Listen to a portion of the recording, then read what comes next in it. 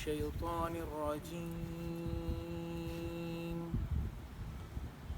بسم الله الرحمن الرحيم. إن ربك يعلم أنك تقوم أدنى من ثلثي الليل وثلثه إن ربك يعلم أنك تقوم أدنى من ثلثي الليل ونصفه وثلثه وطائفة من الذين معك والله يقدر الليل والنهار علم أن لن تحصوه فتاب عليكم فاقرؤوا ما تيسر من القرآن علم أن سيكون منكم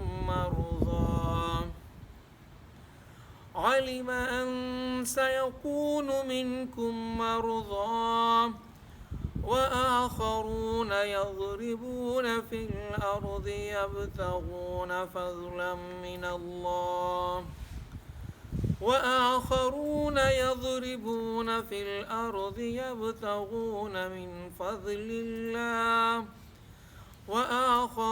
يقاتلون في سبيل الله فاقرؤوا ما تيسر منه وأقيموا الصلاة وآتوا الزكاة وقرضوا الله قرضا حسنا وما تقدموا لأنفسكم من خير تجدوه عند الله هو خيرا وأعظم أجرا واستغفروا الله إن الله غفور رحيم. صدق الله مولانا العظيم وصدق رسوله النبي الكريم ونحن على ذلك من الشاهدين والشاكرين والحمد لله رب العالمين. درود شریف پڑھیے گا. اللهم صل على سيدنا مولانا محمد وعلى آل محمد كما صليت على إبراهيم وعلى آل إبراهيم إنك حميد مجيد. اللهم بارك على محمد وعلى آل محمد كما باركت على إبراهيم وعلى آل إبراهيم إنك حميد مجيد. اللہ تبارک و تعالیٰ کے ہم پر کروڑوں احسان ہیں کہ ہم نے 26 دروس قرآن کی نیت کی تھی اور آج الحمدللہ ہم 7ویں درس قرآن کے اندر داخل ہوئے ہیں. اللہ تبارک و تعالیٰ ہماری نیت کے مطابقت سے ہمیں 26 کے 26 درس قرآن کرنے کی توفیق عطا فرمائے. ان درس قرآن کے دوران ہمارے ایک ساتھی کی رائے آئی تھی کہ ہم جو موضوع اٹھائیں اسے مکمل کریں، جو سورہ اٹھائیں اسے مکمل کریں. بس اس رائے کے سامنے آنے کے بعد پھر سورہ مزمل جس کا درس ہم نے شروع کیا تھا پہلی 10 آیات کی نیت کر کے 4 آیات پر پہنچے تھے کہ وہ درس مکمل ہو گیا تھا. آج الحمدللہ ہم نے اس کی 20ویں اور آخری آیت تلاوت کی ہے اور یہ 20ویں آیت پورا ایک رکوع ہے اور اس رکوع سے متعلق مفسرین میں شدید اختلاف موجود ہے. پہلا رکوع اور دوسرا رکوع، کل 2 رکوع ہیں اس سورہ مبارکہ کے اندر. اکثر مفسرین کی رائے یہی ہے کہ پہلا رکوع مکے میں نازل ہوا، بالاتفاق تقریباً مفسرین کی رائے یہی ہے. پھر مکہ کے بھی ابتدائی دور کی نازل شدہ صورتوں کے حساب سے تمام تر مفسرین کی رائے بنتی ہے. لیکن دوسرے رکوع پر اختلاف ہو جاتا ہے، اس لیے کہ دوسرے رکوع کے اندر اللہ تبارک و تعالیٰ نے ذکر کیا ہے زکوٰۃ کا اور جہاد کا. اس لیے مفسرین کہتے ہیں کہ زکوٰۃ اور جہاد تو مکی دور میں فرض نہیں ہوئے تھے، مدنی دور میں فرض ہوئے تھے. لہذا یہ سورہ مبارکہ مکی پہلے رکوع کے حساب سے ہے اور دوسرے رکوع کے حساب سے یہ مدنی سورہ ہے. لیکن اس روایت کے حساب سے مختلف جب ہم حوالوں کو دیکھتے ہیں تو معلوم یہ ہوتا ہے کہ یہ رائے دونوں طرف بڑی وزن رکھتی ہے، دونوں کے پاس اس رائے کے پر پورا وزن موجود ہے. اس سے پیشتر کہ ہم اس اگلی باتوں کی طرف آئیں جو اس رکوع کے اندر ہمارے پاس موجود ہیں، ہم ایک ہلکا سا جائزہ، اجمالی سا جائزہ لے لیتے ہیں جو پچھلی 19 آیات کے اندر ہم نے گفتگو یہاں پر کی. یہ بات تو بڑی واضح طور پر ہمارے سامنے آئی کہ اللہ تبارک و تعالیٰ کی طرف سے یہ تیسری یا چوتھی وحی ہے۔ اس سے پہلے رب کائنات نے اپنا تعارف اقرأ بسم ربک الذی خلق خلق الانسان من علق اقرأ وربک الاکرم الذی علم بالقلم کے حوالے سے کرایا۔ سورہ علق کی ابتدائی 5 آیتیں نازل ہوئی۔ اس کے بعد پھر اللہ تبارک و تعالیٰ نے دوسری وحی نازل کی، پھر تیسری اور چوتھی وحی کے حساب سے یہ رائے میں اختلاف ہے کہ سورہ مدثر پہلے ہے یا سورہ مزمل پہلے ہے، لیکن اکثر مفسرین یہ کہتے ہیں کہ جو ترتیب نظر آ رہی ہے اس کے لحاظ سے محسوس یہ ہوتا ہے کہ سورہ مدثر بعد میں آئی ہے اور سورہ مزمل پہلے آئی ہے، لیکن مضمون زیادہ تفریق کے ساتھ نہیں ہے، زیادہ فرق کے ساتھ نہیں ہے۔ اس لیے دونوں کی رائے کے اندر اگر پہلے سورہ مدثر ہے تب بھی کوئی بہت بڑا فرق نہیں ہے، اور اگر پہلے سورہ مزمل ہے تب بھی کوئی بہت بڑا فرق نہیں ہے۔ سورہ مزمل کی جو پہلی 7 آیت ہم لوگوں نے پڑھی، یا ایھا المزمل قم اللیل الا قلیلا نصفہ او انقص منہ قلیلا او زد علیہ ورتل القرآن ترتیلا، یہ بات اللہ تبارک و تعالیٰ نے ان 7 آیتوں میں آقا انعامدار حضرت محمد مصطفیٰ صلی اللہ علیہ وسلم سے کی کہ ہم آپ کے اوپر ایک بار گراں نازل کرنے والے ہیں، وزن ذمہ داری آپ کو دینے والے ہیں، اور چونکہ ذمہ داری بڑی ہے تو اپنے آپ کو تیار کر لیجیے۔ اور یہ دنیا کے اندر بھی ہوتا ہے، کسی بڑے مارکے کے لیے، کسی بڑے مقصد کے لیے۔ ابھی ہم دیکھ رہے ہیں کہ سندھ کے اندر الیکشنز شروع ہو گئے، بلدیاتی انتخابات شروع ہو گئے، تو انتخابات تو ہوں گے جا کے 23-24 تاریخ کو جولائی کی، لیکن پچھلے دنوں سے، پچھلے ہفتے سے ہی فارم بھرنا شروع ہو گئے ہیں، لوگوں کی ریلیاں نکلنا شروع ہو گئی ہیں، رابطے ہونا شروع ہو گئے ہیں، اس مارکے کی تیاری۔ دنیاوی مارکا، ایک عام سا مارکا، ایک چھوٹا سا مارکا، لیکن یہ جو مارکا رب کائنات کی طرف سے اس دنیا کے اندر پیش آنے والا ہے وہ بہت بڑا مارکا ہے، بہت بڑا مارکا اس طرف ہے کہ ایک طرف کفر کی قوت ہے اور ایک طرف دین کی قوت ہے، اسلام کی قوت ہے، توحید کی قوت ہے، رسالت کی قوت ہے۔ وہ قوتیں ہیں کہ جو اللہ رب العالمین کے دین کو اس دنیا کے اندر غالب کرنا چاہتی ہیں۔ تو اللہ تبارک و تعالیٰ کے اس دین کو دنیا میں قائم کرنے کے لیے ایک بہت بڑی ذمہ داری ہے جس کو ادا کرنا ہے، اور جیسے ہی اس ذمہ داری کے لیے میدان میں نکلیں گے تو یہ باطل قوتیں یہ پیچھا نہیں چھوڑیں گی، یہ حملہ آور ہو جائیں گی، ختم کرنے کے لیے آ جائیں گی، مارنے کے لیے آ جائیں گی، ہر طرح کا جبر، ہر طرح کا ظلم کرنے کے لیے آ جائیں گی۔ لہذا ان تمام تر مراحل کے لیے خود کو تیار کر لیا جائے، اور یہ خود کو جو تیار کرنا ہے تو رب کائنات نے اس کے مراحل میں جو سب سے پہلی بات فرمائی، یا ایھا المزمل قم کے بعد قم اللیل الا قلیلا، راتوں کو جاگیے، الا قلیلا، پوری رات نہ جاگیے، رات کا کچھ حصہ جاگیے۔ پھر وہ پوری وضاحت یہاں پر آئی، تیاری ہے، تیاری کے اندر جو سب سے زیادہ فائدہ مند چیز آپ کے لیے ہو سکتی ہے، قرآنی نسخہ یہ ہے کہ رب سے رجوع اس دنیا کے اندر دین کے اوپر قدم جمانے میں سب سے زیادہ معاون اور مددگار ثابت ہوتا ہے۔ جتنا رب سے تعلق مضبوط ہوگا، جتنا رب سے واسطہ مضبوط ہوگا، جتنا رب کی یاد سینوں کے اندر ہوگی، اور جتنا سینہ رب کی محبت سے بھرا ہوا ہوگا، خالص ہوگا، اتنا ہی یہ بندہ اپنے قدموں کے اندر جماؤ کے ساتھ دین کی راہوں کے اندر نکل کر کھڑا ہو پائے گا۔ تو پہلی 7 آیتوں کے اندر رب کائنات نے فرمایا کہ قم اللیل الا قلیلا، پھر فرمایا کہ نصفہ او انقص منہ قلیلا، آدھی رات یا اس سے کچھ زیادہ، اور پھر فرمایا کہ او زد علیہ ورتل القرآن ترتیلا، قرآن پاک کو پڑھو۔ قرآن پاک وہ چیز ہے کہ جس کو پڑھنے کے نتیجے میں آپ کو وہ قوت حاصل ہو جائے گی، وہ علم حاصل ہو جائے گا، آپ کے دلوں کی صفائی کے لیے وہ قلعی والا کام کرے گا کہ جس طرح برتنوں کو مانجنے کے لیے قلعی استعمال ہوتی تھی کسی دور میں، پیتل کے برتنوں کو، وہ قلعی کے طور پر یہ قرآن آپ کے دلوں کو صاف کرے گا۔ پھر آیت نمبر 8 سے 14 تک رب کائنات نے مزید ذکر فرمایا، اور فرمایا کہ یہ جو رب کائنات کے دین کو اس دنیا کے اندر قائم کرنے کا کام ہے، یہ ایسا ممکن نہیں ہے کہ کچھ آدھا تیتر آدھا بٹیر، جاڑی بھی جگ سی، دنیا کے اندر چلنا ہے تو کچھ دنیا والوں کے ساتھ بھی چلیں اور کچھ آخرت والوں کے ساتھ بھی چلیں، کچھ دنیا پرستوں کے ساتھ چلیں اور کچھ خدا پرستوں کے ساتھ چلیں، کچھ بے دینوں کے ساتھ رہیں، کچھ دینداروں کے ساتھ رہیں۔ خدا رب عزت جلالہ نے وعدے فرمایا کہ نہیں، تمہیں کٹ کر خدا کے لیے خالص ہونا ہے۔ اگر تم کٹ کر خدا کے لیے وابستہ نہیں ہوئے، خالص نہیں ہوئے، اپنے آپ کو دنیا کے ساتھ بھی جوڑ رکھا، دنیا کی تحریکوں سے اور دنیا کے مفادات کو حاصل کرنے کے لیے جو مختلف تنظیمیں اور پارٹیاں اور فرقے اور مختلف قسم کی چیزیں قائم ہوں گی، تم ان کے ساتھ بھی چلنا چاہو گے تو ایسا ممکن نہیں ہے۔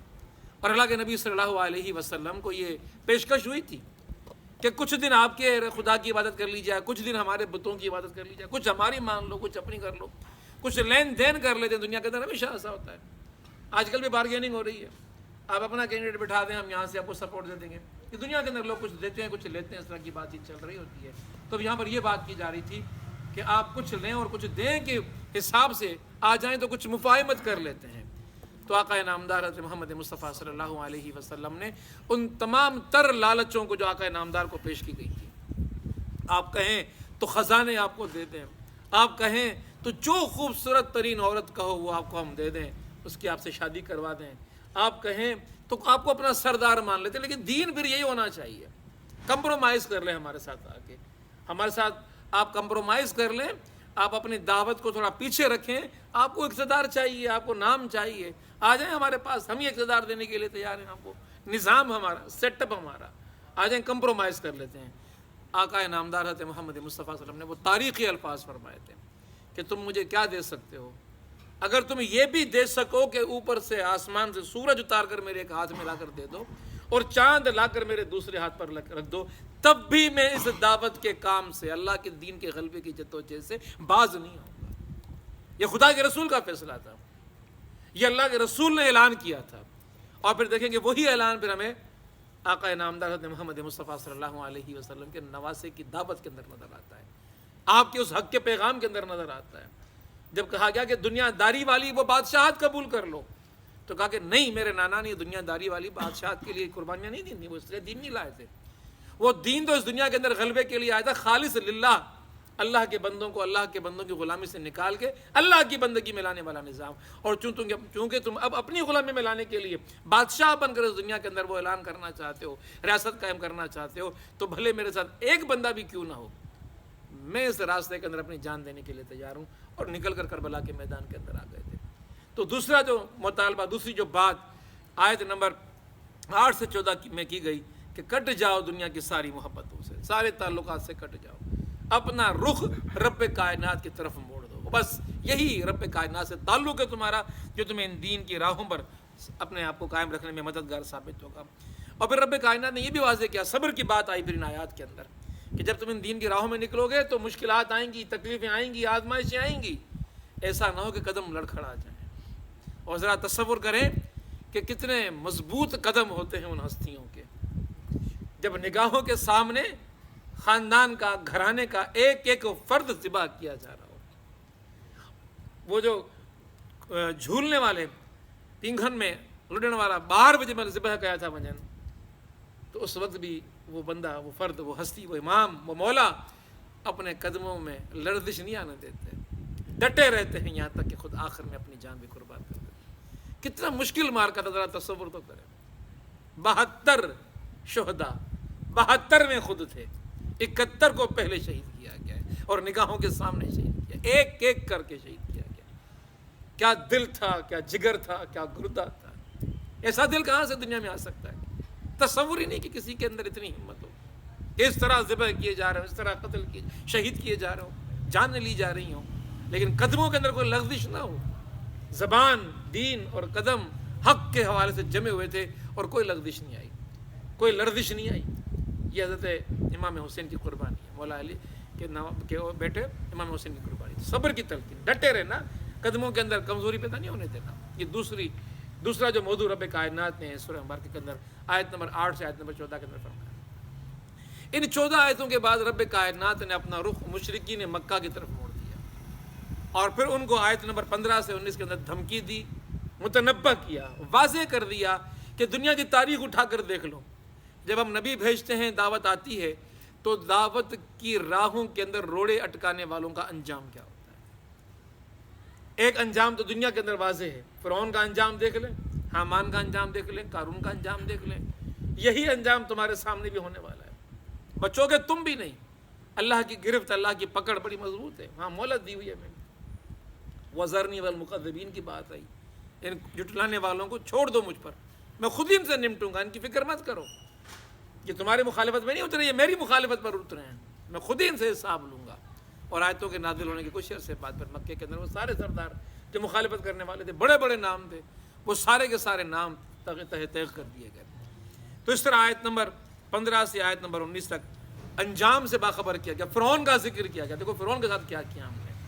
تو یوں اللہ تبارک و تعالیٰ نے ان 19 آیات کے اندر، جن کا ہم پہلے درس دے چکے ہیں یہاں پر، یہ پوری 3 بڑی اہم باتیں کی۔ پہلی بات، تیار کرو اپنے آپ کو، ذہنی طور پہ تیار کرو، قلبی طور پہ تیار کرو، فکری طور پہ تیار کرو، کیا پیغام لے کر آئے ہو اس پیغام سے اپنے آپ کو وابستہ کرو، اس کا فہم، اس کا ادراک حاصل کرو، ذمہ داری کا احساس کرو، سوچ سمجھ کر قدم اٹھاؤ۔ ایسا نہ ہو کہ دنیا کے تھپیڑ آئیں اور بندہ ان تھپیڑوں کے حوالے سے اپنے آپ کو قدموں کے جماؤ پیدا نہ کر سکے۔ اور دوسرے حصے کے اندر سب سے کٹ کر رب کے ہو جاؤ، یہ کام کرو۔ یہ نہ کرو کہ میں یہاں یہ کام بھی کروں گا اور وہاں وہ کام بھی کروں گا، ادھر بھی رہوں گا اور ادھر بھی رہوں گا۔ یہ ایک سمت میں چلنے والا کام ہے، یہ ملٹیپل ڈائمنشنز میں چلنے والا کام نہیں ہے۔ جس طرح کا انعامدار حضرت محمد مصطفیٰ صلی اللہ علیہ وسلم نے صحابہ کو سمجھانے کے لیے زمین پر بیٹھے ہوئے تھے، چھڑی اٹھائی اور دائرے لائنیں کھینچنا شروع کر دیں، اور کئی لائنیں جب کھینچ گئیں تو پھر ایک لائن سیدھی لگائی، ایک لکیر سیدھی کھینچی، اور پھر فرمایا کہ یہ ایک لکیر جو میں نے سیدھی کھینچی ہے، یہ ہے جنت کا راستہ، یہ ہے اللہ کا راستہ، یہ ہے دین کا راستہ۔ اس کے علاوہ جتنے بھی راستوں پہ تم چلو گے، یہ سارے کے سارے راستے تمہیں تمہاری جنت سے دور کر دیں گے، تمہیں تمہاری منزل سے دور کر دیں گے، اور خدا کی رضا سے تمہیں دور کر دیں گے۔ تو یہ عقیدہ اور ایمان درست کرنا ہے کہ ملاوٹ والا نظام نہیں چلے گا، کچھ دین بھی ہو کچھ دنیا بھی ہو، اسلامک سوشلزم ہو، یہ نہیں چل سکتا۔ کنونشنل بینک ہو اور کنونشنل بینکوں کے اندر اسلامی کاروبار ہو رہا ہو۔ ابھی کچا چٹھا واضح ہو گیا، لوگ پہلے کہتے کنونشنل بینکنگ والے لوگ یہ کس طرح اسلامک نظام کی بینکنگ کر پائیں گے۔ سود کے خلاف فیصلہ آیا تو 4 بڑے کنونشنل بینک یہ سارے کے سارے چلے، حالانکہ خود انہوں نے برانچیں کھولی ہوئی ہیں اسلامک بینکوں کی۔ جب آپ اسلامک بینکوں کی برانچیں کھول کے بیٹھے ہو تو لے کے چلو نا پھر اس کو۔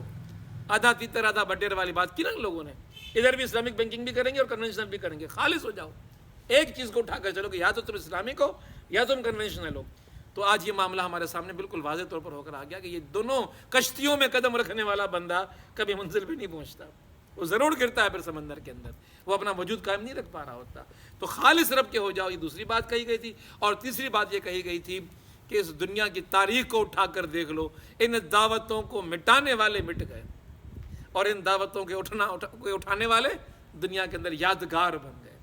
ان کے لوگوں نے آج تک ان سے محبت ہیں، آج تک ان سے عقیدت ہے، آج تک ان کا ذکر، ان کی یادیں لوگ مناتے ہیں۔ تو تم چاہتے ہو کہ حق کی راہ پر چلو تو سوچ سمجھ کر چلو، پھر ساری کشتیاں جلا کر چلو، پھر سارے رشتے اور ناطے تعلقات توڑ کر چلو کہ جو میری منزلوں سے میری راہوں سے مجھے کاٹنے کے لیے آگے آئے گا میں تو اس سے کٹ جاؤں گا، میں اس کی وجہ سے اپنی منزل کھوٹی نہیں کروں گا۔ مجھے اپنی منزل پر پہنچنے کے لیے اس سمت میں سفر کرنا ہے، جو آئے میں اس کو اپنے جلو میں اپنے ساتھ لے کر چلنے کے لیے تیار ہوں۔ اب آخری رکوع کی طرف ہم لوگ آتے ہیں جو آج کا ہمارا موضوع ہے۔ اب رب کائنات فرماتا ہے کہ ان ربک یعلم، بے شک رب کو معلوم ہے، علم ہے، ان ربک یعلم انک تقوم، کہ بے شک تم قیام کرتے ہو، ادنا من ثلثی اللیل ونصفہ وثلثہ وطائفۃ من الذین معک، ادنا جو قریب ہے، تقریباً ہے، من ثلثی اللیل، ثلثی 2/4 کو کہتے ہیں، ثلثی اللیل ونصفہ وثلثہ، 3 چیزوں کا ذکر کیا گیا ایک ایک کے ساتھ۔ پہلے فرمایا کہ من ثلثی اللیل، ثلثی اللیل معنی 66% منو جن کے پانے چلنا ہے، پونا، یعنی کہ 3 حصے میں سے 2 حصے، اس کو پونا کہا جائے گا۔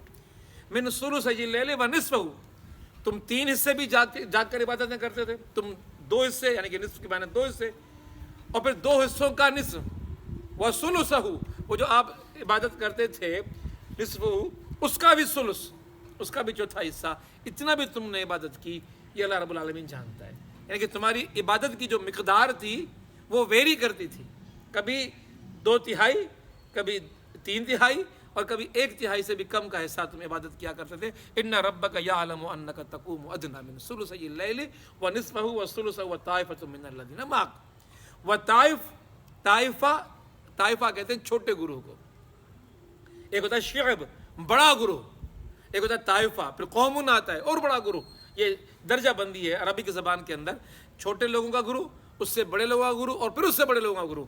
تو یہ جو طائفہ ہوتا ہے یہ طائفہ چھوٹے گروہ کو کہتے ہیں۔ عام طور پہ کبھی کبھی ٹیلی ویژن میں آتا تھا کہ ایرانی طائفہ آیا ہوا ہے، یعنی کہ آیا ہوا گروپ جو ثقافتی طائفہ ہے، وہ آ کے اپنی ثقافت کو یہاں پروموٹ کرنے کے لیے کام کرے گا۔ تو یہ طائفہ کا لفظ استعمال ہوتا رہتا ہے، ہم بھی اس سے واقف ہیں۔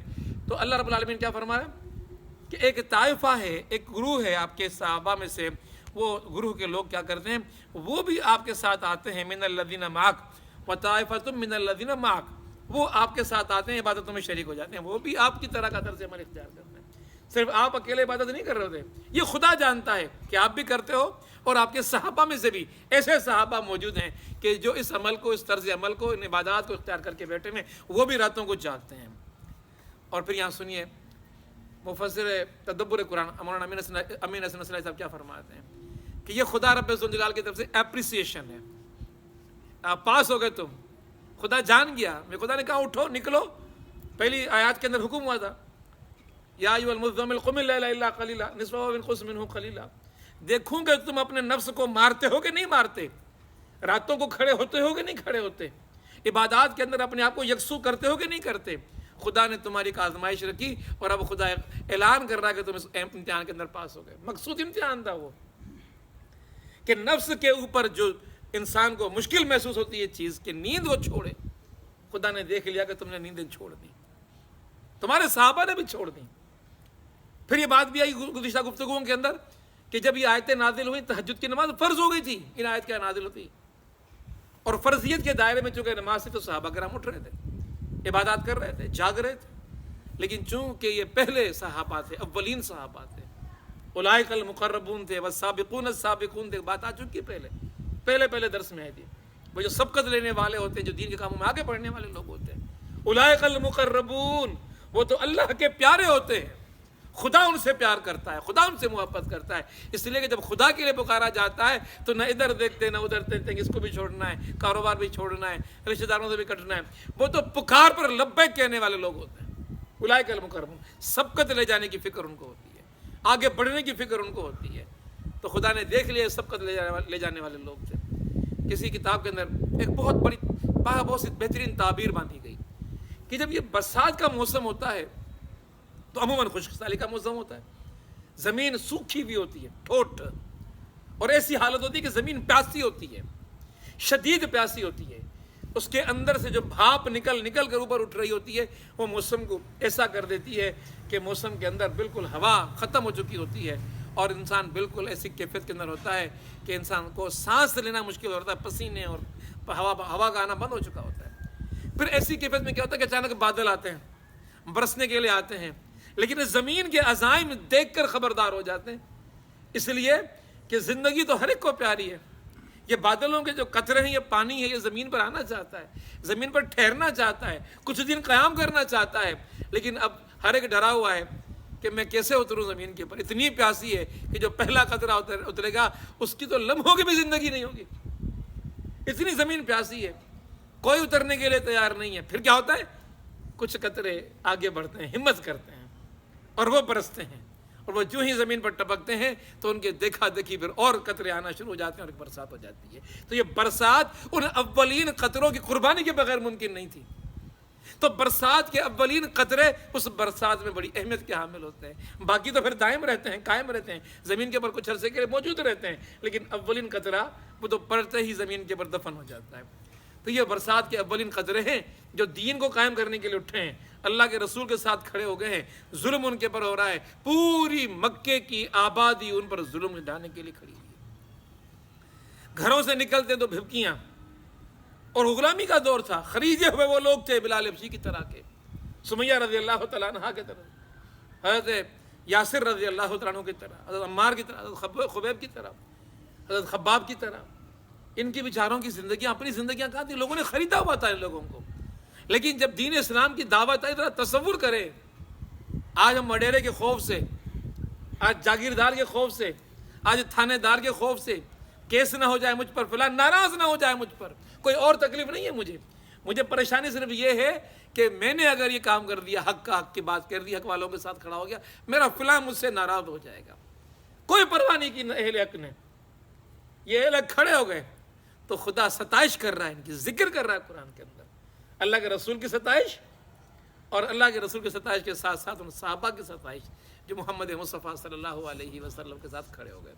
اور دیکھیں قرآن پاک کے احکامات میں شروع سے ایک بات کہتا ہوں، قرآن پاک کے جو احکامات ہیں اللہ کے رسول کے ذریعے سے ہم پر آتے ہیں، یا صحابہ کو حکم نہیں تھا ان ابتدائی آیتوں کے اندر کہ آپ بھی کھڑے ہو جائیں راتوں میں اور آپ کے صحابہ بھی کھڑے ہو جائیں، نہیں تھا حکم، اللہ کے رسول کھڑے ہو گئے تھے، اللہ کے رسول کو حکم تھا، لیکن صحابہ کیسے تھے؟ عقیدت ہے محمد مصطفیٰ سے، چاہت محمد مصطفیٰ سے، محبت محمد مصطفیٰ سے، عشق محمد مصطفیٰ سے. تو یہ کیسا عاشق ہو سکتا ہے، یہ کیسا جو ہے متوالا ہو سکتا ہے اپنے آقا کا، کہ آقا کو تو کچھ کرتے ہوئے دیکھے لیکن خود نہ کرے.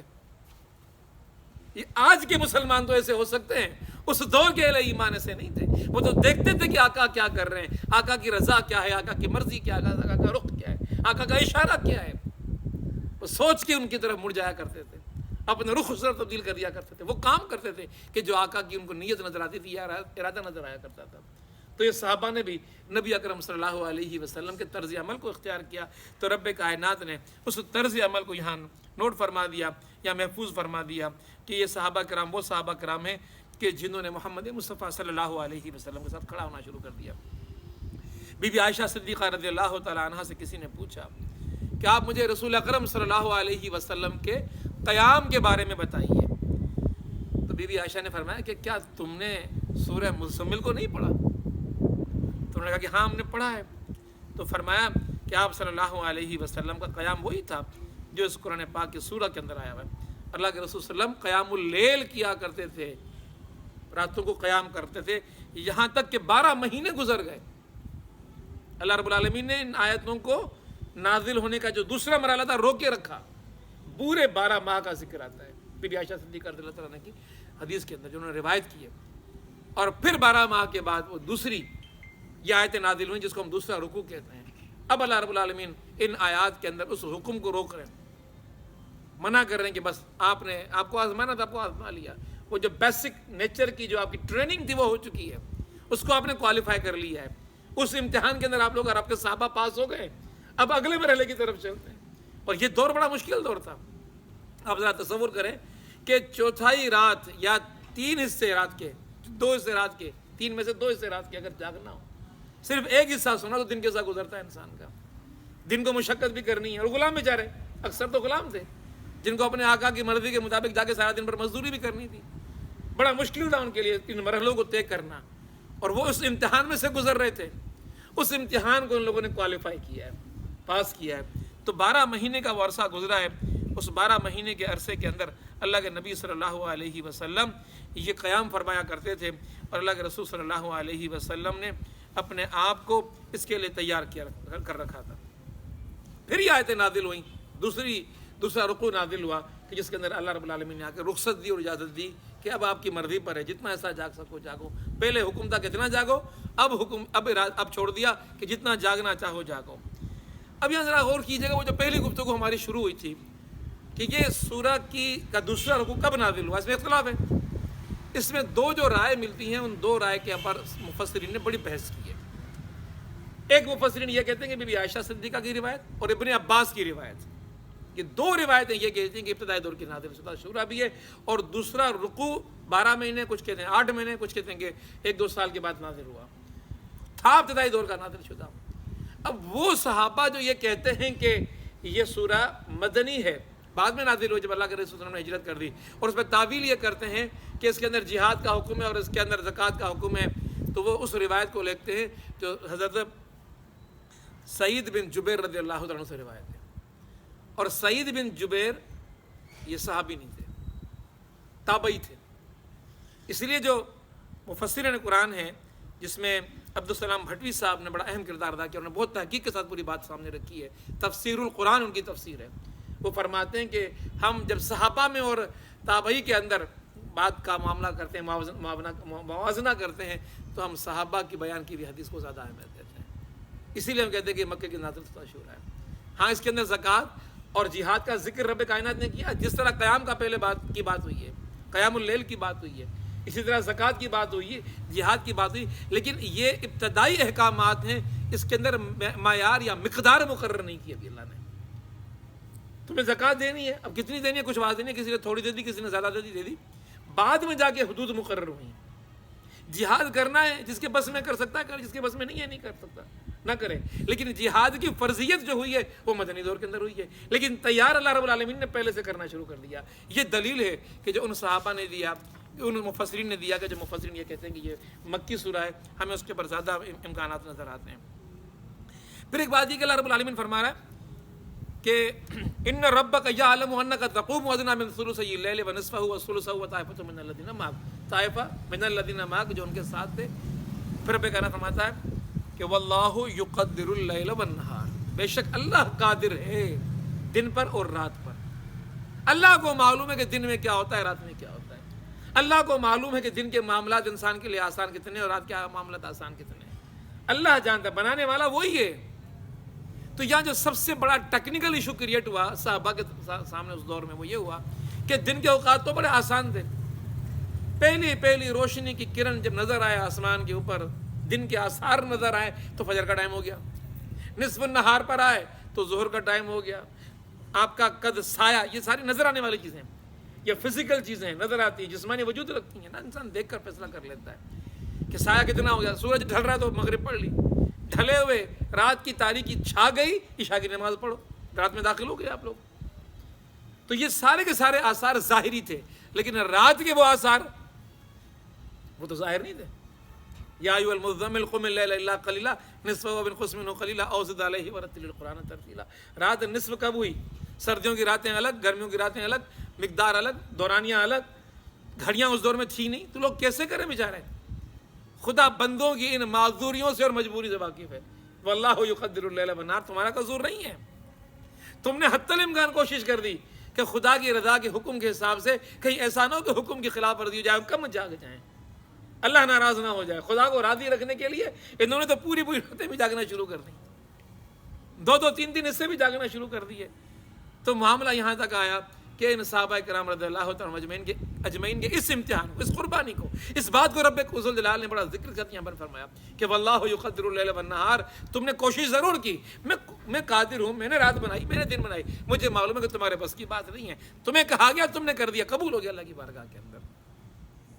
یہاں ایک نقطہ مفسرین نے بڑا اہم بیان فرمایا. ہمارے دین کے اندر لوگوں نے کیا کیا کہ باتیں بڑھا دی ہیں، بہت زیادہ غلو جسے کہتے ہیں نا، چھوٹی سی بات کو اتنا بڑا کر دینا، بڑھا کر پیش کر دینا.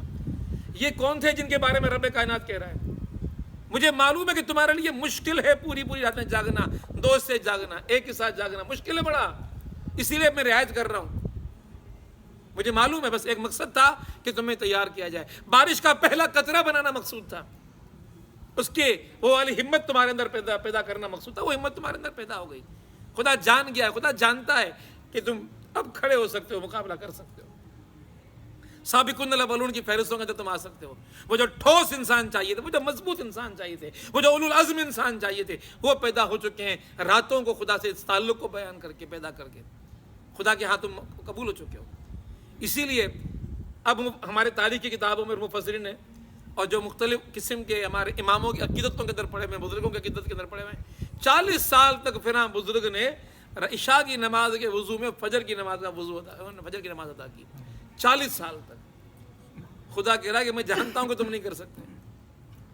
وہ جو خدا بنانے والا ہے، جس نے جو کریٹ کیا ہے، کریٹر ہے جو، وہ کہتا ہے تم نہیں کر سکتے، میں جانتا ہوں تمہارے بس کی بات نہیں ہے. اور پھر انسانی عمروں کے اندر ہم بھی دیکھتے ہیں کہ جیسے جیسے عمریں ڈھلتی ہیں انسان کے اعضاء ڈھیلے پڑنا شروع ہو جاتے ہیں، انسان کے ضبط ختم ہونا شروع ہو جاتے ہیں.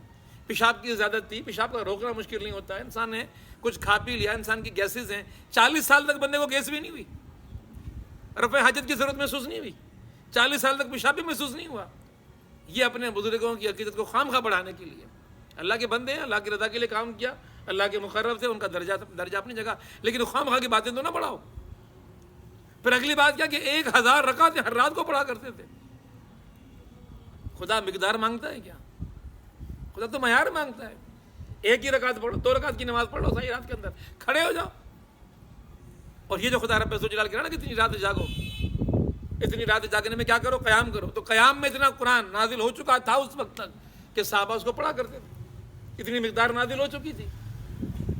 تو اس کو قرآن کو خدا رب ذوالجلال نے، نماز کو اللہ رب العالمین نے، عبادات کو اللہ رب العالمین نے معیار سے منسوخ کیا ہے، معیار سے منسلک کیا ہے. معیار کو اللہ رب العالمین نے اپنے پاس قبولیت کا درجہ بنایا ہے کہ جس کی عبادت جس معیار کی ہوگی اسی قدر میں اس کے اوپر اس کو درجات دوں گا. لوگوں نے مقدار کے اندر ناپنا شروع کر دیا. 1000 رکعتیں پڑھ لی میں نے، 2 رکعتیں بھاری ہوں 1000 کے اوپر.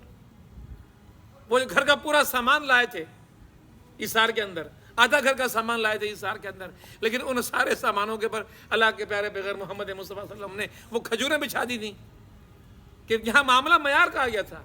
یہ زیادہ معیاری مال تھا کہ تھا کچھ بھی نہیں گھر کے اندر. رات بھر جا کے مزدوری کی ہے. ایک یہودی خاتون کے باغ کے اندر پانی بھرا ہے، ساری رات بھرا ہے پانی. صبح کھجوریں ملی ہیں، بچے بھوکے بلک رہے ہیں، گھر میں رو رہے ہیں، ان کی پرواہ نہیں ہے. خود بھوکے، ان کی پرواہ نہیں ہے. اللہ کا حکم ہے، اللہ کی راہ میں دینا ہے، تو میں تو جا کے دوں گا. یہ والا معیار خدا معیار چاہتا ہے. تو یہ ایک ہزار کی باتیں کر کے لوگوں نے یہ دین کے اندر خواہ مخواہ کی باتیں لوگوں نے بڑھا کے، تاکہ لوگوں کی عقیدت بڑھ کے فلاں صاحب 1000 رکعتیں پڑھا کرتے تھے. تو کبھی بھی مقدار پہ نہ جائیں. دین یہ بات سمجھا رہا ہے، معیار پر جائیں. کم رکعتیں پڑھیں لیکن بڑے خشوع کے ساتھ پڑھیں، بڑے خضوع کے ساتھ پڑھیں. ہو سکتا ہے کہ دل سے کیا ہوا وضوء خدا کی بارگاہ میں آپ کے پڑھی ہوئی نمازوں کے اوپر ہو جائے. ہو سکتا ہے وہ نیت جس سے گھر سے نکلے، جن حالات میں نکلے، جن کیفیات کے اندر نکلے، جو کچھ گھر کے اندر موجود تھا اس کو چھوڑ کر نکلے، جن حالتوں میں گھر سے نکلے. کیا حالات ہوتے ہیں جب انسان چھوڑ کے نکل رہا تھا نماز کے لیے؟ تو وہ حالات جن کو چھوڑ کے رب کے لیے نکلے ہو، وہ حالات جن کو چھوڑا تھا وہ زیادہ مشکل تھے ان 2 رکعت نماز پڑھنے سے. تو ان 2 رکعت نماز میں اتنا اجر نہیں ہے کہ جو چھوڑ کے تم خدا کی راہ میں قدم اٹھا کر آئے ہو، ان قدموں کے اٹھانے میں تمہیں زیادہ ثواب مل جائے. خدا معیار دیکھتا ہے. یہ بات یہاں پر کی جا رہی ہے. خدا کے ہاں معیار مطلوب ہے، مقدار مطلوب نہیں ہے. اسی لیے اپنے آپ کو اس بات کو سمجھنا چاہیے کہ رب کائنات کیا چاہ رہا ہے. رب کائنات فرما رہا ہے کہ ان ربک یعلم انک تقوم ادنی من ثلثی اللیل ونصفہ وثلثہ من طائفۃ من الذین معک واللہ یقدر اللیل والنہار. پھر رب کائنات فرماتا ہے علم ان لن تحصوہ فتاب علیکم فاقرؤوا ما تیسر من القرآن. وہ جو بات میں نے پہلے کہی کہ حساب کیسے کیا جائے. علم ان لن تحصوہ، حساب تم کیسے کرو. علم ان لن، لا لم ولن، یہ 3 الفاظ عربی کے جن کے معنی نہ، نہیں کر سکتے تم حساب. تخمینہ نہیں لگا سکتے تم کہ کتنی گھڑیاں میں نے گزار لی، کتنی گھڑیاں باقی رہ گئیں. تو تم اس تذبذب کے اندر رہا کرتے تھے، کہیں کمی تو نہیں رہ گئی. علم، خدا جانتا ہے، تم نہیں جانتے. شمار خدا کر سکتا ہے، شمار تم نہیں کر سکتے. علم ان لن تحصوا فتاب علیکم. اسی لیے رب کائنات نے کیا کر لیا کہ رجوع کر لیا. توبہ کے معنی رجوع کرنا، واپس ہو جانا، پلٹ کر آ جانا خدا کی طرف. ہم کہتے ہیں عام طور پر یا خدا کہتا ہے کہ میں نے توبہ کی، میں نے فتابہ، میں پلٹا ہوں، میں نے رائے سے رجوع کر لیا ہے. میں نے کہا تھا کہ تم یہ کرو، پر میں نے دیکھ لیا کہ تم نے کر لیا، اور تم اس فکر مندی کے اندر پوری راتیں جاگ کر اپنے آپ کو ہلکان کیے دے رہے ہو. یہ ہلکان نہ کرو. خدا کے ہاں قبول ہو گیا ہے، خدا کے ہاں تمہارا عمل مقبول ہو گیا ہے. پریشان نہ ہو. خدا کہتا کہ شمار نہیں کر سکتے تم، میں جانتا ہوں، دنوں اور راتوں کا بنانے والا تو میں ہوں. علم ان لن تحصوا فتاب علیکم فاقرؤوا ما تیسر من القرآن. فاقرؤوا، غور کیجیے گا، کیا کرو؟ قرأت کرو، پڑھو قرآن کو. نماز میں کیا کرو؟ قرآن پڑھو. خدا قرآن جو نماز میں پڑھا جا رہا ہے اس کا تقاضا کر رہا ہے. ہم نے قرآن محدود کر دیا، رکعتیں زیادہ کر دیں. قرآن کم، رکعتیں زیادہ. خدا کہہ رہا ہے قرآن پڑھو، مقدار مقرر نہیں کی. اور جب مقدار کی بات آئی تو کس طرح گئے لوگ؟ کم سے کم کتنا پڑھنا چاہیے، ہم یہ شمار کرتے ہیں. علماء نے بڑی بحثیں کر دیں کتنا ہونا چاہیے. تو کسی مفسر نے کہا، بلکہ امام ابو حنیفہ کہتے ہیں کم از کم 3 آیتیں ہونی چاہیے. جیسے سورہ کوثر کے اندر ہے، 3 آیتیں کم از کم ہونی چاہیے، یا ان کے بقدر کوئی ایک آیت ہو، اتنی ہی کوئی ایک آیت ہو جتنا حروف اس میں آ جاتے ہیں، تو پھر آپ کی نماز ہو جائے گی. لیکن کم سے کم کی بات کی گئی ہے. کم سے کم پہ کون آتا ہے؟ جو صرف فریضہ اتارنا چاہ رہا ہوتا ہے، جو دل لگانا چاہ رہا ہوتا ہے، وہ تو کہتا ہے کہ میں تو کھڑا رہوں. وہ تو نکلنا نہیں چاہ رہا ہوتا نماز کی ان کیفیتوں سے.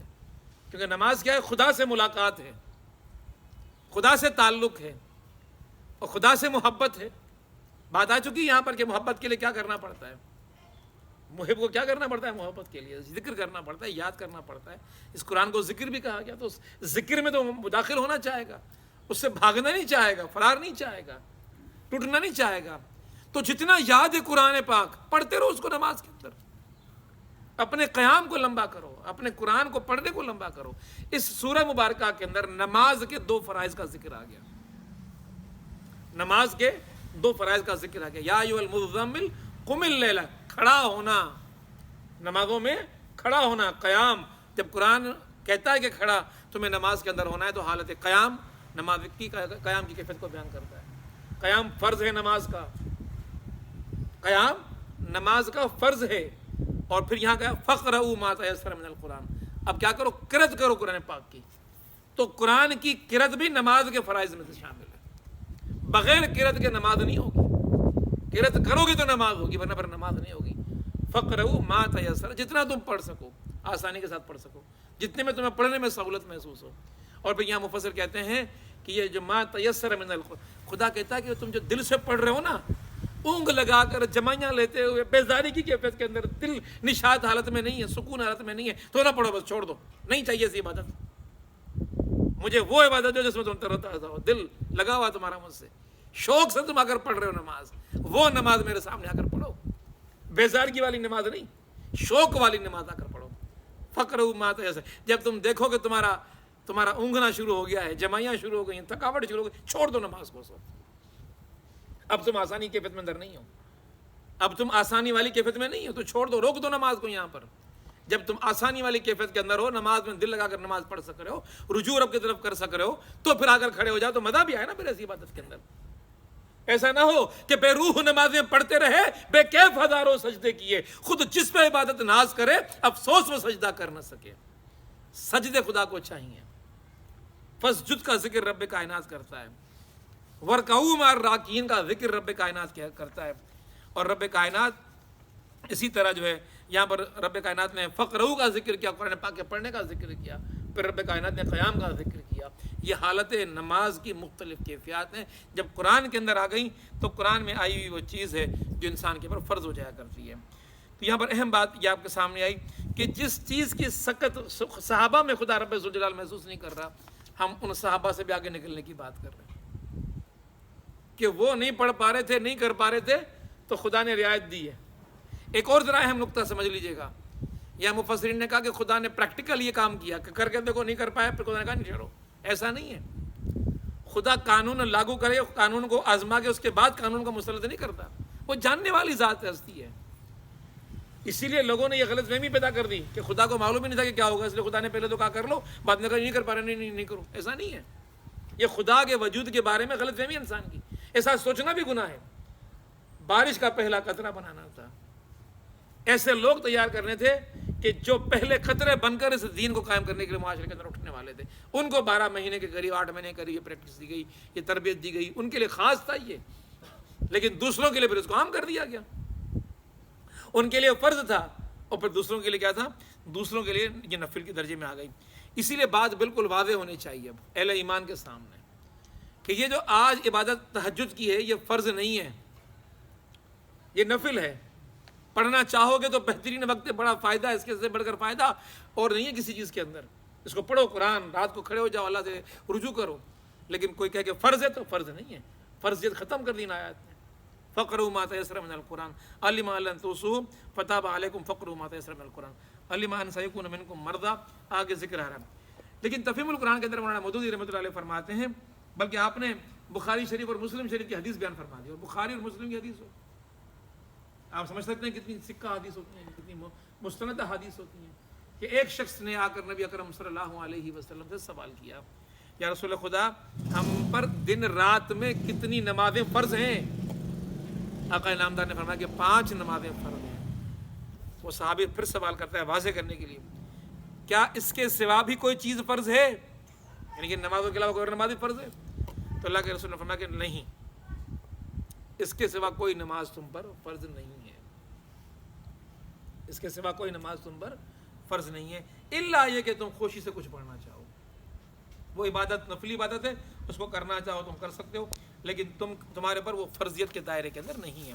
تو اس بات کو سمجھنا چاہیے کہ یہ فرضیت کی جو کیفیت تھی اللہ رب العالمین کی طرف سے منسوخ ہو گئی، اور منسوخی کے جو اسباب تھے وہ آپ کے سامنے بیان کر دیے گئے، اور ان اسباب کو ذہن میں رکھنا چاہیے۔ خدا رب ذوالجلال نے سورہ بنی اسرائیل میں تو واضح اعلان کر دیا، فرمایا کہ وَمِنَ اللَّيْلِ فَتَہَجَّدْ بِهِ نَافِلَةً لَكَ، کیا فرمایا رب کا؟ وَمِنَ اللَّيْلِ، اور راتوں کے اندر فتحجد، تہجد کے لیے کھڑے ہو جاؤ، بھی ان کے اندر، راتوں کے اندر۔ یہ کیا ہے تمہارے لیے؟ نافلہ، یہ نفل ہے تمہارے لیے، فرض نہیں تم پر۔ یاد رکھیے کہ فرض نماز وہ ہے جس کا ترک کرنا انسان کو گناہ کبیرہ کا شکار کر دیتا ہے، دین کے دائرے سے خارج کر دیتا ہے۔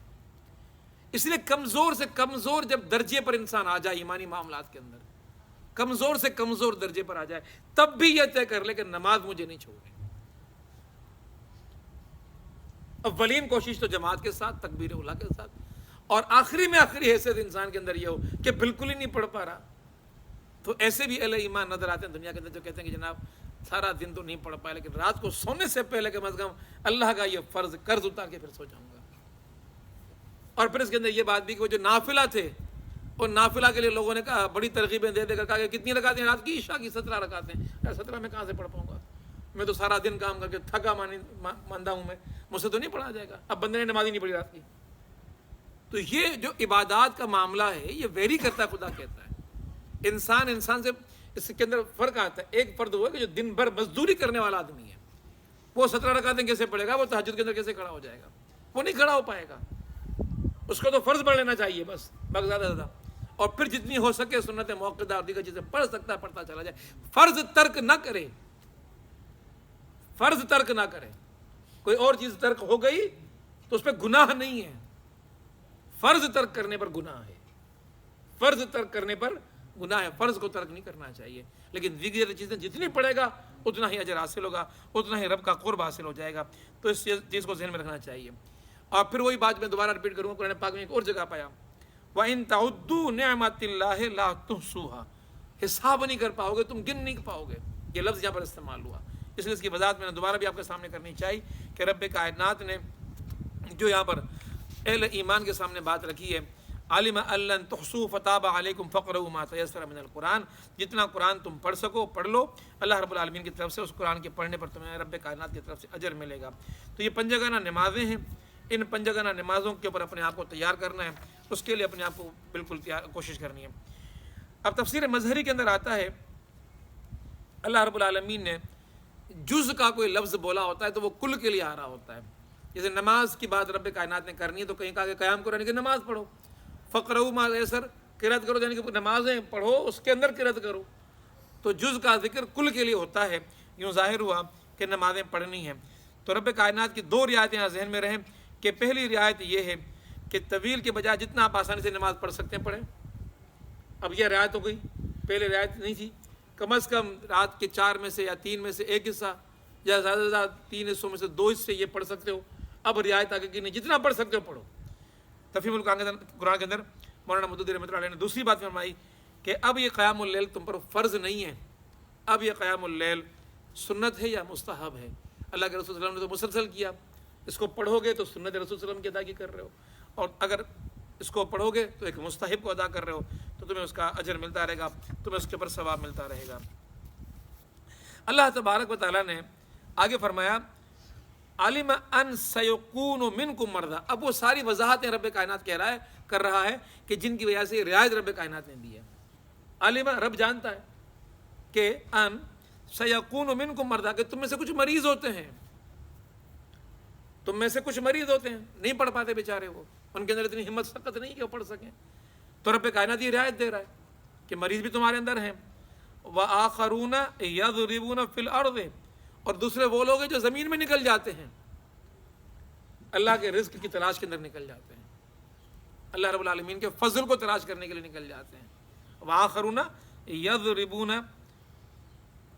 یبتغون من فضل اللہ، اللہ رب العالمین کے فضل کو تلاش کرنے کے لیے نکلتے ہیں۔ دیکھیں اللہ رب العالمین کی راہوں میں نکل کر رزق تلاش کرنا، آپ ذرا غور کیجیے گا، اس بات بڑی اہم بات ہے، یہ معمولی بات نہیں ہے۔ اس ایک آیت کو سمجھیں، زندگی کے بہت سے معاملات درست ہو جاتے ہیں۔ اس ایک آیت کو سمجھیں، اس آیت، یہ پوری آیت ایک ہی آیت ہے، اس آیت کے ایک جز کو، ایک حصے کو سمجھیں۔ رب کائنات کیا کہہ رہا ہے؟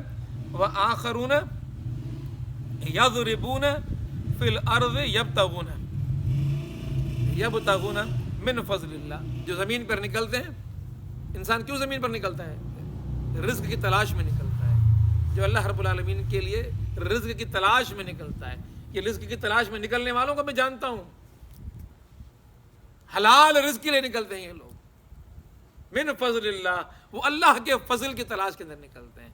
تو رزق کی تلاش کو اللہ نے اپنے فضل کی تلاش قرار دے دیا، اپنا فضل قرار دے دیا، تو حلال روزی کی فضیلت یہاں واضح ہو جاتی ہے۔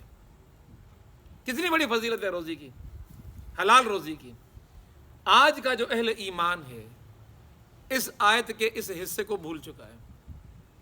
یہ آیت کیا کہتی ہے کہ جو زمین پر نکلتے ہیں حلال رزق کو تلاش کرنے کے لیے، اپنے جسم کو جوخم میں ڈالتے ہیں، ایک ایک قطرہ حلال کا جمع کرتے ہیں، حرام کی ترغیب ان کے اندر نہیں ہے، نکلتے ہیں رب کائنات کی راہ پہ، زمین پر پھیل جاتے ہیں، کسی سے چھینتے نہیں ہیں، نہ حق کسی کا حق نہیں مارتے۔ اللہ کہتا ہے کہ یہ میرے فضل کی تلاش کے اندر ہے، یہ میری مرضی کے اندر ہے، یہ میری چھاؤں کے اندر ہے، یہ بڑا کام کر رہے ہیں۔ اسی لیے رب کائنات کی بارگاہ کے اندر یہ مقرب لوگوں میں ان کا شمار ہوگا۔ اللہ رب العالمین نے ان کے لیے اجر کی یہاں پر بات کی۔ ذرا غور کیجئے گا کہ رب کائنات کے اس حکم کے حوالے سے دو میں آپ کے سامنے احادیث پیش کرنا چاہوں گا۔ ایک حدیث ہے ابن مردویہ کی، اور عبداللہ بن مسعود رضی اللہ تعالیٰ عنہ اس کے راوی ہیں۔ آپ فرماتے ہیں کہ محمد مصطفیٰ صلی اللہ علیہ وسلم نے فرمایا کہ جو شخص مسلمانوں کے کسی شہر کے اندر غلہ لے کر آتا ہے، یعنی کہ کاروباری سامان لے کر آتا ہے، اور جو ریٹ آف دا ڈے ہوتا ہے وہاں پر، جو اس کے اس دن کی قیمت ہوتی ہے اس کے اوپر اس کو بیچتا ہے وہ، تو فرمایا اس کو اللہ رب العالمین کا قرب نصیب ہوگا، قیامت کے دن اللہ کے قریب ہوگا وہ۔ یہ اللہ رب العالمین کہ اس نے مال سٹاک نہیں کر لیا، ریزرو نہیں کر لیا، لوگ مجبور ہیں، لوگ پریشان ہیں، لوگوں کو چاہیے، لیکن قیمت بڑھانے کے لیے کیا کر کے بیٹھ گیا، وہ اسٹاک کر کے بیٹھ گیا۔ اس نے کہا نہیں، میں نے خریدا ہے، یہ میرا نفع ہوا، یہ میں نے اگر بیچا، جو ریٹ آف دا ڈے ہے اس کے اوپر آ کر اس کو بیچ دیتا ہے، تو اسے کیا ہوتا ہے، اللہ رب العالمین کا قرب اس کو حاصل ہوتا ہے۔ پھر اس کے بعد اللہ کے نبی صلی اللہ علیہ وسلم نے یہ آیت مبارکہ پڑھی، آیت کا یہ حصہ پڑھا، عالم ان سیکون منکم مرضی، پھر فرمایا مرضی وآخرون یضربون فی الارض یبتغون من فضل اللہ، یہ اللہ کے رسول صلی اللہ علیہ وسلم نے آیت پڑھی۔ حضرت عمر فاروق رضی اللہ عنہ کے بارے میں آتا ہے کہ آپ رضی اللہ عنہ فرماتے ہیں کہ میں، یہ بہقی کے اندر شعب الایمان کے اندر یہ حدیث، یہ روایت میں خالف کی، جہاد فی سبیل اللہ کے بعد ان کے افضل وہ کہتے ہیں میرے لیے جہاد فی سبیل اللہ، میں اللہ کے راہ میں نکلوں پسند۔ مجھ سے پوچھا جائے کہ تمہیں موت کیسے ملے، تم کیسی موت پسند کرو گے، فرمایا کہ اولین میری ترغیب، میری تحریض، میرا شوق، میرا ولولہ، میرا جذبہ، میرا ایمان یہ ہے کہ میدان جہاد میں مارا جاؤں، شہید بنوں، میری خواہش ہے۔ اگر وہ نصیب میں نہیں ہے تو پھر میری حالت یہ ہے، میری خواہش یہ ہے کہ میں اس حالت میں مروں کہ میں اللہ کا فضل تلاش کرنے کے لیے، حلال روزی تلاش کرنے کے لیے، رزق تلاش کرنے کے لیے بیابانوں، پہاڑوں کے دروں سے گزر رہا ہوں، اور ایسے دروں سے گزرتے ہوئے کہیں مجھے موت آ جائے۔ کس حالت میں ہوں؟ میں روزی کی تلاش کے اندر جستجو کرتا ہوں، مارا جاؤں یا مر جاؤں۔ تو یہ خواہش ہے میری، تو یہ حلال روزی کے اندر نصیب ہو سکتا ہے نا انسان کو۔ اور اتنی بڑی فضیلت ہے، میں آپ کو بتاؤں، سندھ کے لوگ ہو آپ لوگ، آپ کے سامنے میں یہ جو قلندر کے بارے میں آپ سنتے ہیں نا، کتنا بڑا درجہ ہے، کتنے زائرین وہاں، دنیا میں اللہ رب العالمین نے عزت دے دی، کتنے لوگ وہاں پر جاتے ہیں، زیارت کرنے جاتے ہیں، دعائیں مانگتے ہیں، ان کے لیے فاتحہ پڑھی جاتی ہے، کب تک پڑھی جا رہی ہے، کب تک پڑھی جاتی رہے گی، یہ بھی تو اللہ رب العالمین کی طرف سے ان کو اجر ملا ہوا ہے۔ ان کے واقعات جب میں نے پڑھے تو مجھے ایک واقعہ سن کر، دیکھ کر اور پڑھ کر بڑی حیرت ہوئی۔ واقعہ یہ تھا کہ ان کے والد مجرد زندگی گزارا کرتے تھے، وہ شادی نہیں کر رہے تھے، والدین نے کہا شادی کرو، دوستوں نے کہا شادی کرو، شادی نہیں کر رہے تھے۔ اسی استا کے اندر ان کے شہر کا جو والد تھا وہ بڑا نیک انسان تھا، یہ بھی ان کے والد بھی نیک تھے، تو نیکوکاروں کے قریب آ جاتے ہیں، دوستی ہو گئی، محبت ہو گئی، انسیت ہو گئی، قربت ہو گئی۔ اب لوگوں نے اور والدین نے جا کر ان سے کہا کہ دیکھیں آپ کی بات تو یہ مانتے ہیں نا، آپ کی بات سمجھتے نہیں، آپ ان کو سمجھاؤ، شادی کر لیں گے۔ تو کہتے ہیں کہ جب انہوں نے کہا، سمجھایا، تو بات سمجھ میں آ گئی، کہا کہ ٹھیک ہے، میں اگر شادی کرنی ہے، آپ بھی کہہ رہے ہو، ابا اماں بھی کہہ رہے ہیں، آج ہی کر لیتے ہیں، بلاؤ۔ لڑکی تو دیکھی ہوئی تھی پہلے ہی، طے تھا رشتہ پہلے ہی، بلایا گیا، نکاح پڑھ لیا۔ اب جب نکاح کر لیا تو بزرگ تھے، مجرد زندگی گزار رہے تھے، دنیا کی عام ان شوقوں سے، ان معاملات سے ان کو دلچسپی کم تھی، اللہ کے معاملے میں نکلے ہوتے تھے۔ تو خواتین میں بڑی ہوتی ہے، کیا ہوا جی، کیا ہوا جی، کیا ہوا جی، تو کہا جی کوئی تعلق زوجن تو رکھتے ہی نہیں ہے، وہ کیا کریں، ایک دن گزر گیا، دوسرا دن گزر گیا، 20 دن گزر گئے، 30 دن گزر گئے، 40ویں روز کے بعد جا کے حق کے زوجیت ادا کی۔ خواتین کے ذریعے سے مردوں کو معلوم ہوا، پھر لوگوں نے کہا کہ بزرگ ہیں، جا کے پوچھتے ہیں کیوں ایسا کیا، تو کسی نے اگر پوچھا کہ بھئی 40 دن تک جو نہیں کیا تو 41ویں دن وہ کام کیوں کر لیا آپ نے، کہا کہ جس دن میں آ رہا تھا اپنے خانقاہ سے اس دن راستے میں مجھے کوئی چیز گری ہوئی ملی تھی، میں نے اٹھا کر کھا لی تھی، آگے آیا تو میرا نکاح ہو گیا، واپس پلٹا تو بیوی تھی گھر کے اندر، اب میں اگر بیوی سے مل رہا ہوں تو وہ جو دانہ میں نے اٹھا لیا تھا کھا لیا تھا میرا تھوڑی تھا، وہ تو حرام تھا میرے لیے، اور چونکہ حرام کا اثر جسم کے اندر 40 دن تک رہتا ہے تو اس حرام کے ساتھ کھائی ہوئی چیز کے ساتھ میری کوئی عبادت قبول نہیں ہونی تھی۔ مجھے اپنی وہ عبادات عزیز تھی تو میں نہیں چاہتا تھا کہ حرام کے ان قطروں سے میرے جسم میں پنپنے والا خون اور اجزاء ان کے ذریعے سے مجھے اولاد پیدا ہو، تو میں نے اپنے جسم کو اور وجود کو پہلے پاک کیا، اسی لیے 40 دن تک میں اپنی زوجہ کے پاس نہیں گیا۔ اس اہتمام کے ساتھ، حلال کے اس اہتمام کے ساتھ جب بندہ اپنی بیوی سے رجوع کرتا ہے تو پھر پیدا کلندر ہوتا ہے۔ یاد رکھیے گا حلال اور حرام کا بڑا معاملہ ہے، برکتیں رزق کے اندر آتی ہیں، اللہ رب العالمین کی رضا حاصل ہو جاتی ہے، اس کو انسان اگر زندگی کے اندر رکھنا، ذہن میں رکھنا شروع کر دے تو اس کی بڑی فضیلت ہے۔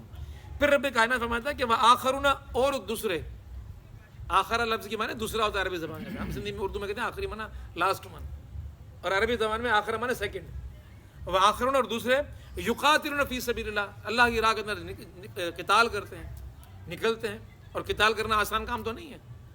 آج کل کے اس دور میں کسی کو تھپڑ مار تو بندہ بدلہ لینے کے لیے پہنچ جاتا ہے، کسی کو قتل کر کے آگے پوری برادری سے دشمنی ہو جاتی ہے، لیکن اللہ کے لیے، دین حق کے لیے، ایمان کے لیے، غلبہ اسلام کے لیے یہ لوگ نکلتے ہیں، تلواریں لے کر اور جا کے قتال کرتے ہیں اللہ کے لیے، یقاتلون فی سبیل اللہ۔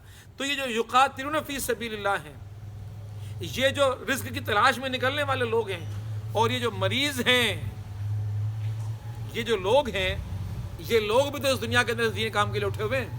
اگر یہ ساری آیتیں جاگنا شروع کر دیں تو پھر جہاد کہاں سے کریں گے؟ یہ رزق کی تلاش کیسے کریں گے؟ اور وہ مریض جو بیچارے، تو رب کائنات کہتا ہے کہ ان اسباب کی وجہ سے کہ آگے جب دین کو پھیلنا ہے اور قیامت تک اس دین کو جانا ہے تو ایک ایسی فرضیت جو ابتدائی لوگوں کے لیے تھی، بعد کے لوگوں کے لیے اس کو متروک کر دیا گیا، اس کو روک دیا گیا، اس کو منسوخ کر دیا گیا۔ تو یہ سارے اسباب پھر رب کائنات نے بیان فرمائے۔ پہلا سبب رزق کی تلاش میں نکلنے والے لوگ، دوسرا سبب رب کائنات نے بیان فرمایا کہ مریض لوگ، اور تیسرا یہ یقاتلون فی سبیلہ فقرؤوا ما تیسر منہ۔ لہذا ان تمام اسباب کو مد نظر رکھتے ہوئے یہ اعلان کیا جا رہا خدا رب الدنیا کی طرف سے کہ فقرؤوا، قرأت کرو، ما تیسر منہ، جتنی تمہیں اس کے اندر سہولت آسانی ہے۔ اب رب کائنات نے دو مزید دین کی احکامات کی فرضیت کا اعلان کیا کہ وَأَقِیمُوا الصَّلَاةَ وَآتُوا الزَّکَاةَ وَقْرِضُوا اللَّهَ قَرْضًا حَسَنًا۔ اللہ رب العالمین کی بارگاہ کے اندر زکوٰۃ دو اور نماز کو قائم کرو، یہ دونوں فرضیت کے دائرے کے اندر ہیں۔ وَقْرِضُوا اللَّهَ قَرْضًا حَسَنًا، یہ قرض حسنہ کیا چیز ہوتی ہے؟ جب انسان فرضیت سے بھی آگے بڑھ کر اپنے رب کے لیے اپنے مال کو دے رہا ہوتا ہے، خرچ کر رہا ہوتا ہے، تو اس کا درجہ اللہ رب العالمین کہتا ہے یہ کچھ اور نہیں ہے۔ تم نے اپنے باپ پر خرچ کیا، اپنی بیوی پر خرچ کیا، اپنے بچوں پر خرچ کیا نن نفقہ کے لیے، یہ بھی یقرض اللہ قرضا حسنا میں شمار ہو گیا کہ ذمہ داریاں خدا نے دی تمہیں۔ اولاد کی ذمہ داریاں پوری کرو، بیوی کی ذمہ داریاں پوری کرو، نان و نفقہ فراہم کرو، یہ احکامات خدا کے ہیں، پابندیاں خدا کے ہیں۔ یہاں تک کہ مسجد میں امام رکھا، اس کے لیے اہتمام کیا، سالن بھیج دیا وہاں پر۔ یہ یقرض اللہ قرضا حسنا ہے، تم اللہ رب العالمین کو قرض حسنا دے دو۔ تو جو کام تم خدا کی رضا کے لیے، خدا کی راہ میں نکل کر کرتے ہو، تو خدا کہتا ہے کہ ضائع نہیں جاتا، میرے پاس وہ محفوظ ہو جاتا ہے، میرے پاس وہ محفوظ ہو جاتا ہے، اور میں اس کا بدلہ دوں گا، اور وہ بدلہ تم تصور نہیں کر سکتے۔ 7 سے 700 گنا اور اس سے بھی زیادہ دیتا ہوں میں، تصور نہیں کر سکتے تم کہ آج تم نے ایک چھوٹی سی نیکی کی ہے، کل کتنا بڑا تناور درخت بن کر اللہ کی بارگاہ کے اندر تمہارے لیے تمہارا منتظر ہوگا کہ رب کائنات تمہیں اس کا وہ اجر عطا فرمائے۔ اللہ کے نبی صلی اللہ علیہ وسلم نے صحابہ سے سوال کیا، تم میں سے کون ہے کہ جس کو اپنے مال سے زیادہ اپنے ورثہ کا مال پسند ہے، عزیز ہے؟ تو صحابہ نے کہا رسول اللہ خدا میں سے کون ایسا ہو سکتا ہے کہ جس کو اپنے مال سے زیادہ اپنے ورثہ کا مال پسند ہو؟ رسول خدا ہم میں سے تو کوئی ایسا نہیں ہے۔ پتا کہ نہیں، تم سب ایسے ہی۔ وہ مال جو تم مر جاؤ گے تمہارا تھوڑی ہوگا، تمہارے ورثہ کا ہوگا، تمہاری ساری دل لگی محبتیں ہیں اسی کے ساتھ، تمہارا مال تو وہ ہے کہ جو تم اپنے رب کے پاس بھیجتے ہو، جو پلٹ کر تمہیں ملنا ہے۔ اور اس میں فرمایا مفسرین نے کہ جب یہ کیفیت ہے تو پھر صحابہ نے کیا کیا، جو کچھ تھا خدا کی راہ میں لگا دیا، چھوڑ گئے، وصیتیں کر رہے ہیں مرتے بیٹا یہ کر لینا، مسجد بنا دینا میرے لیے، پلاٹ دے دینا، عیدی کو دے دینا، یہ میری فلاں فلاں کو دے دینا۔ بھائی مجھے زندہ رہتے ہوئے کیوں نہیں دیا؟ مرنے کے بعد اولاد دے نہ دے، اس کی اپنی ضروریات، اس کی اپنی مجبوریاں، تو اس لیے کوشش یہ کرنی چاہیے کہ زندہ رہتے ہوئے دین کا کام کرنا چاہیے، اللہ کی راہ میں دینا چاہیے، اللہ کی رضا کے کام کرنے چاہیے۔ تو رب کائنات نے فرمایا کہ وَأَقِیمُوا الصَّلَاةَ وَآتُوا الزَّکَاةَ وَاقْرِضُوا اللَّهَ، اللہ کہتا ہے کہ تمہارا دیا ہوا ضائع نہیں ہو رہا، مجھ پر قرض ہے میں تمہیں لوٹاؤں، مجھ پر قرض ہے کہ میں تمہیں لوٹاؤں۔ تو اللہ کی راہ میں خرچ کرنا، اللہ کی راہ میں لگانا، اب اقامت دین کی جدوجہد میں لگانا، مسافروں کو دینا، اتنی بڑی بات کی گئی۔ دیکھو نا، مسکرانا بھی ثواب ہے، بیوی کو دیکھ کر مسکرانا بھی ثواب ہے، اس کے منہ میں لقمہ رکھنا بھی ثواب ہے، اس سے تعلق رکھنا حق زوجیت والا وہ بھی ثواب ہے۔ صحابہ حیران ہو گئے، یا رسول خدا یہ کیا ثواب ہے؟ سمجھ میں نہیں آئی۔ انسان اپنی ضرورت پوری کر رہا ہے، کہا کہیں اور بھی تو کر سکتا تھا نا، اوروں سے تو روکے رکھا اپنے آپ کو، جہاں خدا نے اجازت دی وہاں جا رہا ہے، تو جہاں خدا نے اجازت دی وہاں جا رہا ہے، تبھی تو اس کو صدقہ کہا گیا، یہ بھی صدقہ ہے۔ تو دین نے نیکی کا جو موضوع ہے، جو میدان ہے، اس کو بڑا وسیع قرار دیا ہے۔ دین میں نیکی محدود نہیں ہے کہ 2 رکعتیں نماز پڑھ لی تو نیکی ہو گئی، مسکرا کر دیکھنا نیکی ہو گئی، اچھے الفاظ سے کسی سے گفتگو کر لینا نیکی ہو گئی، کسی کی ضیافت کر لینا نیکی ہو گئی۔ کوئی بھی ایسا کام جس کے کرنے کے اندر رب کی رضا دل کے اندر آپ کے موجود تھی، وہ رب کی رضا کا جو کام کیا جا رہا ہے، وہ رب کائنات کی بارگاہ میں نیکی کہلاتا ہے۔ وما تقدموا لانفسکم من خیر تجدوہ عند اللہ خیر واعظم اجرا، اللہ رب العالمین کی بارگاہ میں جو تم دو گے وہ خیر ہوگا، وہ اعظم اجرا ہوگا، بڑے اجر والا ہوگا۔ واستغفر اللہ، بس ایک کام یہ کرو، استغفار کا ورد اپنی زبانوں پر قائم رکھو۔ اور یہاں مفسر فرماتے ہیں اللہ کے نبی صلی اللہ علیہ وسلم ہر نماز کے بعد 3 بار کہا کرتے تھے کہ استغفر اللہ استغفر اللہ استغفر اللہ۔ تو یہ ورد کتنا زبان پہ ہونا چاہیے ہمارے، کتنا زبانوں پر ہونا چاہیے۔ اللہ رب العالمین تو معاف فرما دے، تو مغفرت فرما دے، تو مغفرت فرما دے۔ خدا سے یہ تعلق، مغفرت کی طلب والا تعلق، اس کو قائم کرنے کی ضرورت ہے۔ ان اللہ غفور رحیم، بے شک اللہ مغفرت کرنے والا بھی ہے اور رحم کرنے والا بھی۔ تم طلب تو کرو۔ اور یہاں پر جو بڑی اہم بات کی گئی ہے کہ اس موقع پر یہ کیوں کہا جا رہا ہے، یہ ساری باتیں کر کے قیام اللیل میں تمہیں آسانیاں دی گئی ہیں، اللہ کی راہ میں تم قرضات دو، زکوٰۃ بھی دو، نماز بھی پڑھو، اقیموا الصلاۃ وآتوا الزکاۃ، پھر یہ بات کیوں کہی جا رہی ہے؟ انسان کے ذہنوں میں پیدا ہونے والی ایک غلط فہمی کو دور کرنے کے لیے۔ اور یہ میرے آج کے درس کا آخری نوٹ ہے، اہم بات کرنے جا رہا ہوں میں آپ کے سامنے۔ یہ جو بات یہاں کہی جا رہی ہے کہ واستغفر اللہ ان اللہ غفور الرحیم، بے شک اللہ مغفرت کرنے والا اور رحم کرنے والا ہے، کبھی بھی اپنی نیکیوں کی بنیاد پر جنت میں جانے کا تصور مت کرنا، اتنی میں نے نیکیاں کر لی میں جنت میں جاؤں گا، نہیں، ایسا نہیں ہے۔ کیا نیکی رب نے قبول کی اور کیا نیکی رب نے رد کی؟ تمہارا جنت کے اندر جانا رب کی عطا پر ہے، وہ غفور مغفرت کر دے۔ اس لیے کہ انسان جو بھی عمل کرتا ہے، کتنا بھی نیکی کا عمل کیوں نہ کرو، اس کے اندر کہیں نہ کہیں فالٹ رہ ہی جاتا ہے۔ کوئی ہمارا عمل نقص اور عیب سے، ہم انسان ہے نا، نقص اور عیب سے پاک نہیں ہے۔ میں نے 10 سال پہلے ایک نیکی کی تھی، 10 سال بعد مجھے وہ نیکی یاد آ گئی اور میں نے آج آپ کے سامنے فخر سے بیان کر دی، میں نے آج سے 10 سال پہلے فلاں کام کیا تھا، دیکھو یوں ہو گیا تھا، دیکھو ویسا ہو گیا تھا، آ گیا ریا کے دائرے کے اندر، ضائع ہو گئی نیکی وہ۔ تو نیکیوں پر بھروسہ نہ کرو، کرو ضرور، لیکن نیکیاں تمہیں جنت میں لے جائیں گی یہ تصور مت کرو۔ کرو ضرور، کرنی ہے، حکم کرو، جنت میں لے جائے گی تمہیں خدا کی رضا، خدا کو راضی کرو، اس سے مغفرت طلب کرو، اس سے رجوع کرو، اس سے مانگو، اس سے رحم مانگو، اس سے مغفرت مانگو، یہ نسخہ اپناؤ گے تو پھر کامیاب ہو جاؤ گے۔ اور اللہ کے نبی صلی اللہ علیہ وسلم جن کو رب کائنات نے معصوم بنا کر دنیا کے اندر بھیجا، خصوصی اپنی تربیت میں رکھ کر بھیجا، پھر بھی ہر نماز کے بعد 3 مرتبہ مغفرت، تو ہمیں کتنی مغفرت مانگنی چاہیے؟ کہاں کہاں ہم کوتاہیاں کر رہے ہیں، کہاں کہاں ہم خطائیں کر رہے ہیں، کہاں کہاں ہم دل آزاریاں کر رہے ہیں، کہاں کہاں ہم حرام کھا رہے ہیں، اور حرام تو محدود ہے ہی نہیں نا. یہ نکاحیں حرام کر رہی ہیں جب حرام کو دیکھ رہے ہو. اور کیا کیا نہیں دیکھ پاتے آج ہم کہتے ہیں نا ہم لوگ بڑے خوش قسمت ہیں کہ ہم سے جدید دور کے اندر ہیں، ٹیکنالوجی کے دور کے اندر ہیں. ہم سے اچھے تو وہ لوگ تھے جب ٹیلی ویژن نہیں تھا، جب اخبار نہیں تھا، جب تصویر نہیں تھی، جب میڈیا نہیں تھا، جب موبائل نہیں تھا. کیا دیکھتے تھے بیچارے وہ، کیا دیکھتے تھے بیچارے وہ لوگ. آج تو کتنا عام ہو گیا یہ خطاؤں کا معاملہ. بڑا نیکوکار انسان ہے لیکن نگاہیں خطا کر گئیں. اور چاہو نہ چاہو آج کل تو یہ سوشل میڈیا ہے، چاہو نہ چاہو چیزیں سامنے آ جاتی ہیں، دیکھنا چاہو نہ دیکھنا چاہو چیزیں سامنے آ جاتی ہیں.